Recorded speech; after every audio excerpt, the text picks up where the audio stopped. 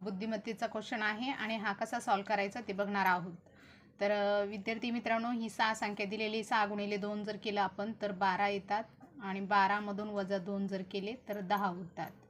त्याचप्रमाणे आपण हे 10 जर इथं घेतले, हे 10 म्हणजे आपल्याला ही 6 ची पुढची संख्या मिळाली। 10 गुणिले जर 2 केलं तर या ठिकाणी 20 येतं आणि 20 मधून आपण 3 जर वजा केले तर 17 येतात, म्हणजे ही पुढची संख्या भेटली। त्यानंतर विद्यार्थी मित्रांनो, 17 गुणिले आपण या ठिकाणी 17 गुणिले 2 जर केलं, 17 दुणे 34 आणि वजा 4 जर केलं या ठिकाणी तर 30 मिळतात, म्हणजे आपल्याला पुढची संख्या मिळाली। आता पुढची संख्या 30 मिळाली। 30 गुणिले जर 2 केलं तर ते 60 येतं आणि 60 मधून जर आपण 5 वजा केले तर 55 येतात। आता 55 गुणिले 2 केलं तर 110 येतात। हे 110 वजा 5 जर केलं, 6 करावं लागेल आपल्या इथं। 6 वजा केले तर या ठिकाणी 104 येतात। तर अशा प्रकारे आपलं हे एक्झाम्पल आहे, 104 या ठिकाणी ऑप्शन आहे।